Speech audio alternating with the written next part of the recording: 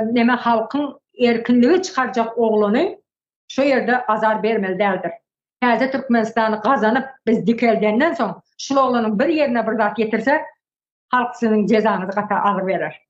Yani bunu türme işlerlerine, bir polisiye işlerlerine, prokuror, hemmenize de aydılşışı, ministerler, mecliste yalandan çapak çalyanlar, hemmenize de aydılşışı, hemmenize de tayan vurucu diyecektir. Buna azar verenlere tayan öz diyecektir.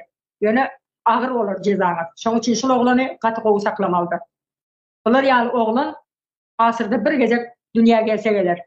Gelmese getirmem bilmeýäňiz. Yani bize Allah'dan dilek ettiler. Halk Allah'dan dilek ediyor. Allah edip verir. Yani edip verdi. Kimini hem hadi edip tayarlap verdiler. Şimdi halk şuna iyi olacak olmalı. Şunu yerine dikecek olmalı. Yani Allah halını emet versin deyip oturmalı da. Yani keminamızın kadrini bilmeli.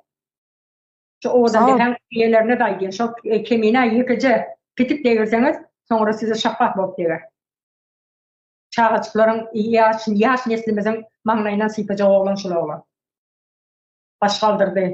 Koşukdan vardır. Zalimin zulmunu, halkı zalimin zulmünden çıkarmak için başkaldıran merdan verdik. Koşukdan uğrattılar Türkmenistan'ın içinde.